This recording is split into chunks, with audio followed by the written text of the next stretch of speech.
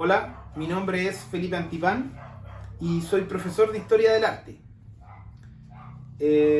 Bueno, esta asignatura tiene como objetivo principal que el alumno, que ustedes logren reproducir, eh, reconocer, incorporar a su lenguaje visual todos los estilos de arte que ha desarrollado el humano a través de la historia, ¿ya? Entonces, con esto pretendemos prepararlos mucho mejor a la hora de que ustedes realicen obras gráficas, chiquillos. ¿Por qué? Porque van a lograr crear diseños más sólidos y coherentes con la realidad del ser humano, ¿ya?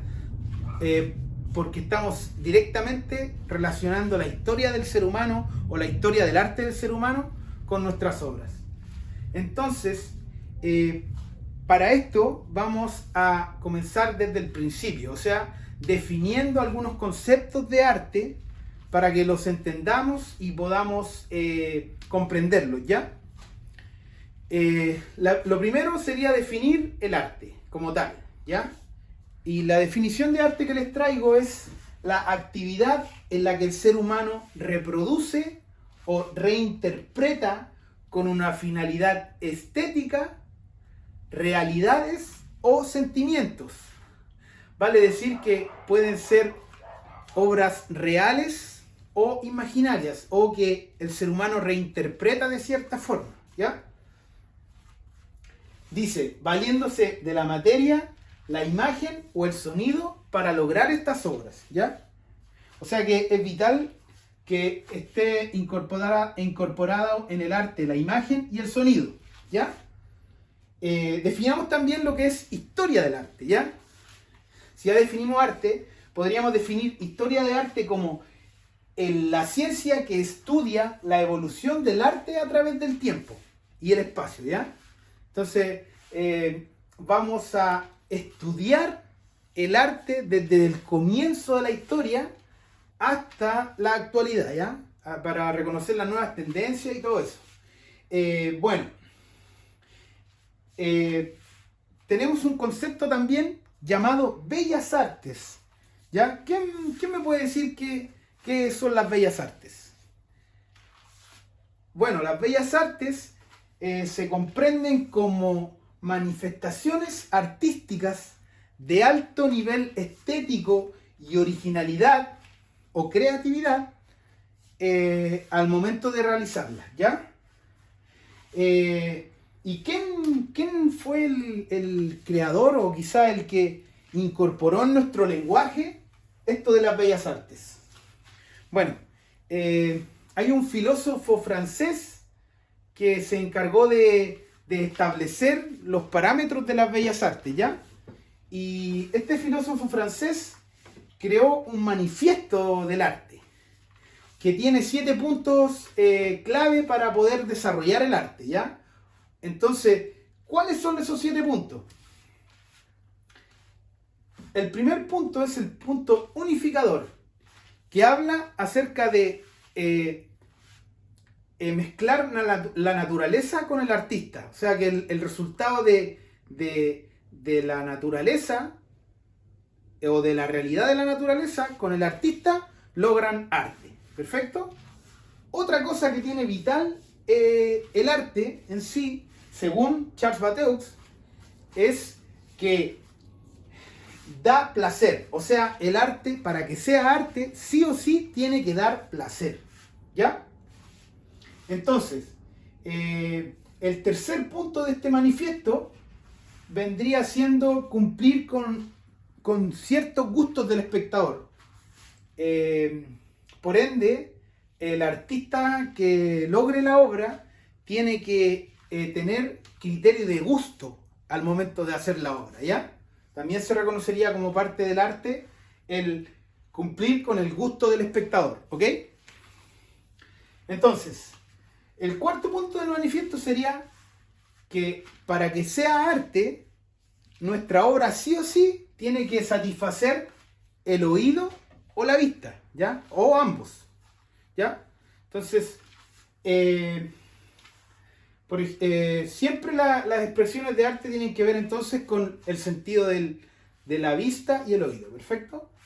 El quinto punto de este manifiesto da como concepto 6 bellas artes, ¿ya?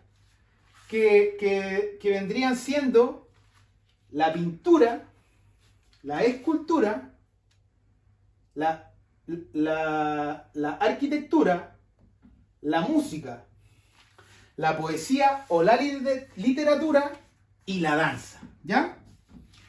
Bueno, este caballero, Charles Bateaux, como decíamos, en su manifiesto solo habla de 6 bellas artes. ¿Por qué yo tengo una 7 acá? Porque en el año 1930, un crítico de arte de Italia llamado Ricciotto Canudo, en la época del 1930, como les decía, incorporó el cine a las bellas artes. Es por esto que ustedes han escuchado alguna vez hablar del séptimo arte. Bueno, el séptimo arte es el cine, ¿ya?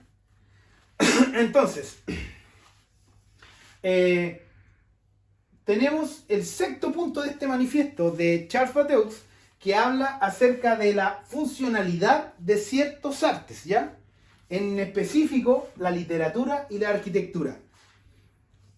Piensen, mire, en el punto número 6 habla de la funcionalidad y en el punto número 2 habla de dar placer. Significa que el arte solo debe dar placer. Pero en el punto 6 se contradice porque dice que tiene que ser funcional.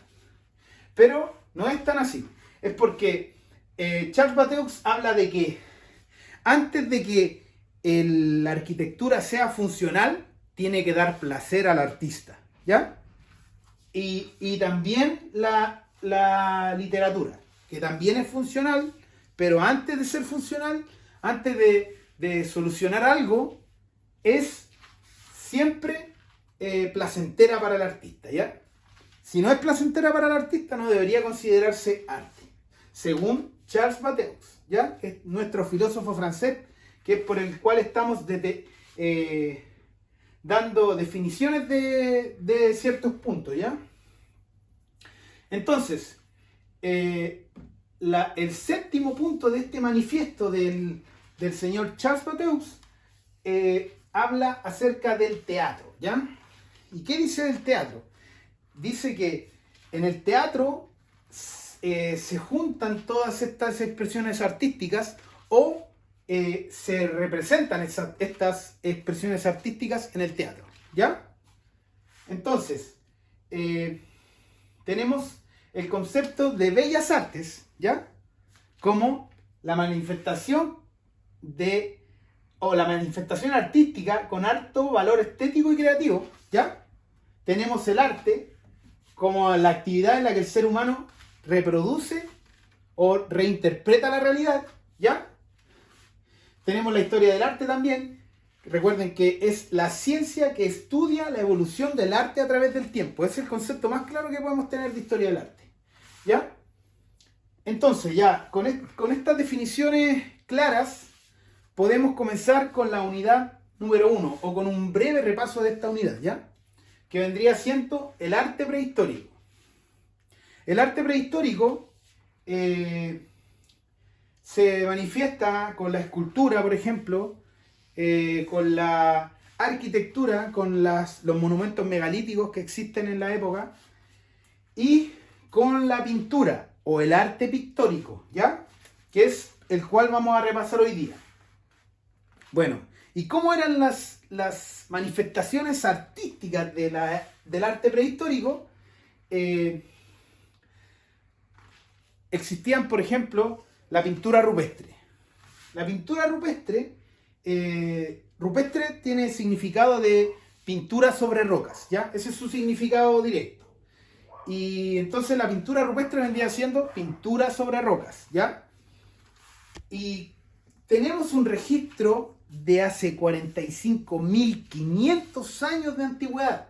Imagínense el tiempo que ha pasado desde que el ser humano empieza a con estas demostraciones artísticas. 45.500 años. Y pueden haber sido más, porque puede que la erosión, el clima, los desastres naturales hayan acabado con mucho arte rupestre que quizás estaba en la naturaleza por fuera, digámoslo así, en la intemperie, ¿ya? ¿Por qué se mantuvo este arte rupestre, por ejemplo, el de 45.500 años? Se mantuvo por el equilibrio que había en su composición, ¿ya?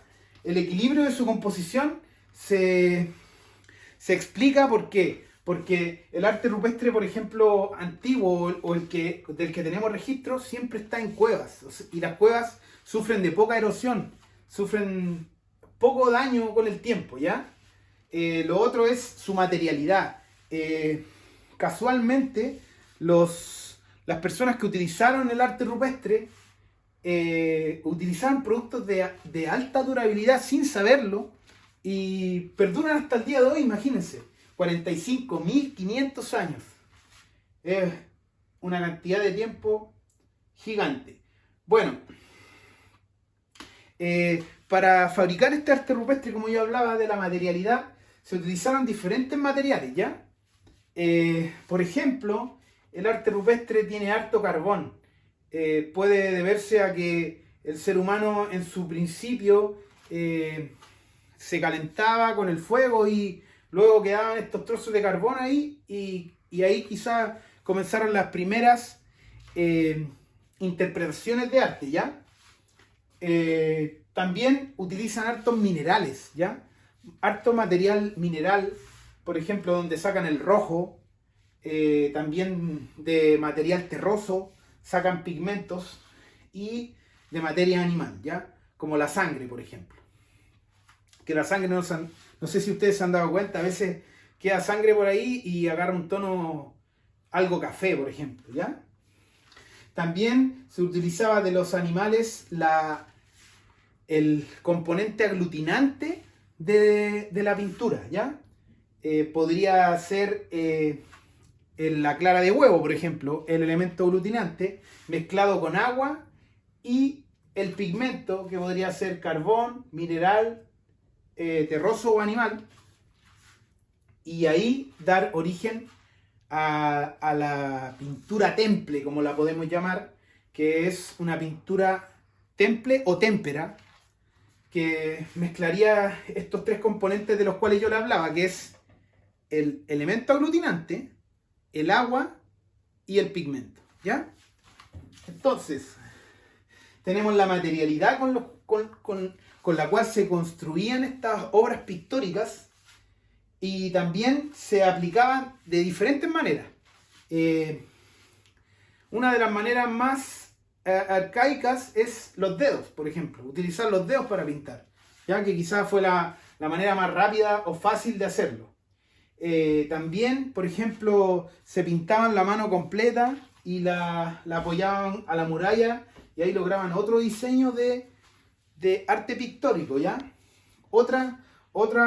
Ahí también utilizaron ciertos pinceles o similares para lograr su arte también. Y lo bien curioso y quizás entretenido, o la manera en que lo lograron, fue las cerbatanas o las boquillas, ¿ya? O las bombillas, perdón. Las cerbatanas o bombillas, ¿cómo las utilizaban? Miren, yo les voy a dar un ejemplo. Por ejemplo, tenían una cerbatana, se llenaban la boca del producto que iban a echar, ponían la mano en la muralla y reproducían el arte, ¿ya? Esto vendría siendo una mano en negativo, ¿ya? La mano en positivo era cuando se aplicaba la pintura y la reproducían directamente, ¿ya? Bueno, ¿qué representaba el arte pictórico de la prehistoria? Generalmente reproducía caza de animales o primeros asentamientos de animales, por ejemplo. También actividad humana, como la caza, por ejemplo. Representaba los distintos animales con los que el hombre se alimentaba. Y esas eran las cosas que en general existían en el arte rupestre, ¿ya? Bueno, ahora les voy a mostrar el primer arte rupestre del que se tiene registro, como les decía, o el más antiguo, que data del año 45.500 atrás, ¿ya? Entonces, tenemos imágenes acá. Ahí están las 7 bellas artes. Los primeros vestigios del arte prehistórico, ¿verdad? Ya. Si podemos acá ver, este es el registro más antiguo que tenemos del arte rupestre, ¿ya? Y podemos ver que representan un animal, una especie de jabalí, y también las manos, como yo le explicaba, con la técnica de la cerbatana, que soplaban y reproducían el arte, ¿ya? Este arte rupestre se encontró en una cueva. Por eso les decía el tema el equilibrio en la composición, por eso duraban tanto. Este estaba en una cueva. ¿En qué cueva? En una isla de Cebeles, en Indonesia. O sea que si ustedes alguna vez quieren ver el arte rupestre más antiguo del mundo, chiquillos, está en Indonesia, ¿ya? Bueno, el arte rupestre no es solo de un lugar. El arte rupestre está alrededor de todo el mundo. Podemos ver registros incluso acá en Chile, ¿ya? Y acá tengo unas imágenes de lo que sería el arte rupestre en Chile, ¿ya? Principalmente, por ejemplo, en este caso vamos a dar el ejemplo de la región de Aysén. En la región de Aysén hay alrededor de 120 sitios con pinturas rupestres, ¿ya? Por ejemplo, acá vemos la pintura rupestre que representa una llama. Ahí, si pueden ver, está la llama. Y ahí está su bebé alimentándose de su madre, ¿ya? También habían otros motivos, por ejemplo, manos en negativo, como les explicaba yo, algo como eso. Este es un arte rupestre de Argentina, ¿ya? Traté de buscar arte rupestre de la región para que pudiéramos asociarlo mejor. Miren la diferencia de años. El arte rupestre de Argentina está hecho hace 7.000 años atrás. Sin embargo, el que está acá en Aysén lleva tan solo 1.000 años, ¿ya? Entonces, esto es lo que podemos decir del arte rupestre de la región. Bueno, después de esta breve repaso por lo que es el arte rupestre, ¿qué podemos decir del arte rupestre? ¿O qué podemos analizar del arte en general?